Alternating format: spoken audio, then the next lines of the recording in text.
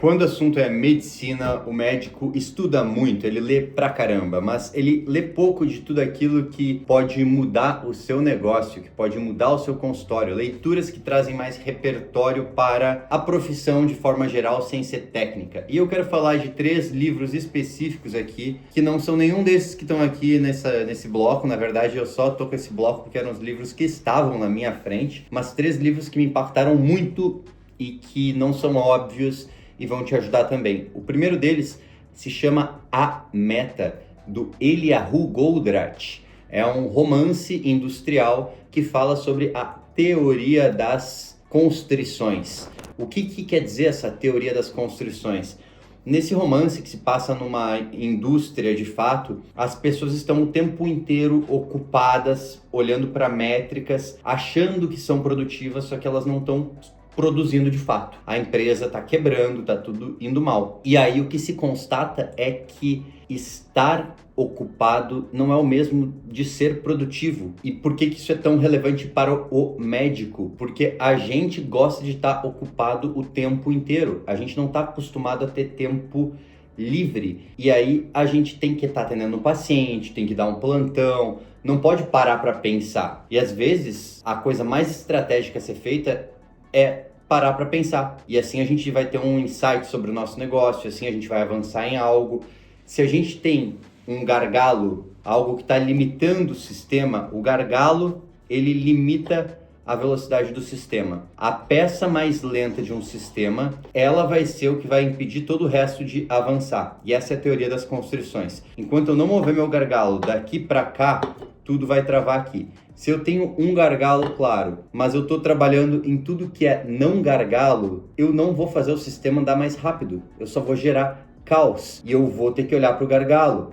E às vezes a gente acha que a solução está em um outro nível que não no nível do problema. É muito fácil olhar para a sua agenda e dizer assim, não, meu problema é marketing. Mas será que teu problema é marketing? Será que se você investisse mais dinheiro em marketing, ia ter mais resultado?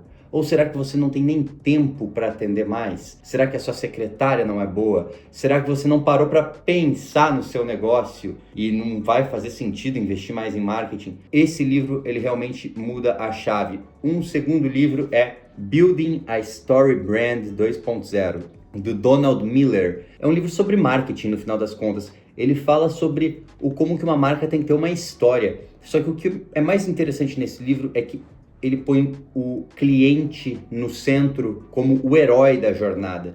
E a gente fica muito focado em nós sermos os heróis, nós falarmos da nossa marca, de como somos bons médicos, como resolvemos problemas, ao invés de focar na transformação que a gente pode trazer na vida do nosso paciente. Porque toda pessoa que tem uma dor, todo paciente, todo cliente, ele tem uma dor, ele tem uma questão ali que você vai ajudar a resolver. Só que não é só sobre a dor objetiva que a pessoa resolve, é sobre quem ela se transforma no processo de resolver isso. E todo mundo tá saindo de casa para uma jornada de se tornar melhor. Todo mundo quer ser o herói da própria história.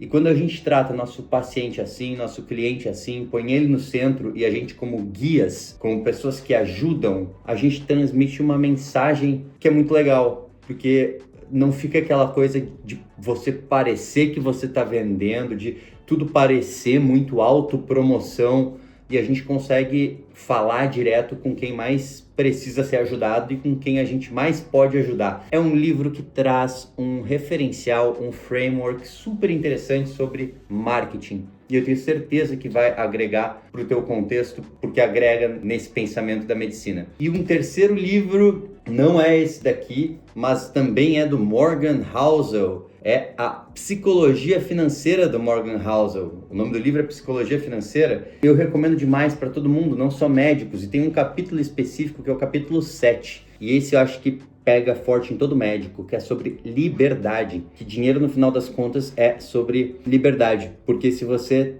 tem uma reserva de emergência, por exemplo, você não precisa aceitar qualquer vínculo. Você não precisa pegar aquele plantão que você odeia, aquele vínculo que te faz atender um monte de paciente por hora com baixa qualidade. Você pode dizer não para certas coisas, uma vez que você tem uma segurança financeira. E essa inteligência financeira que ele traz é sobre isso, sobre você poder fazer melhores escolhas, porque você não tem o rabo preso. Porque quando a gente não tem inteligência financeira nenhuma, a gente muitas vezes tem que aceitar coisas que são muito ruins simplesmente porque a gente precisa do dinheiro. E nós somos moldados pelo tempo em que vivemos, e isso fica muito claro no livro. E a gente veio de uma época onde o médico antes tinha um salário que era consideravelmente maior, o poder de compra era maior, e gastar é uma forma de sinalizar também status. E o médico, ele tinha historicamente esse status. E a gente hoje ainda tem isso. Tem esse desejo de gastar, tem também essa compulsão de um certo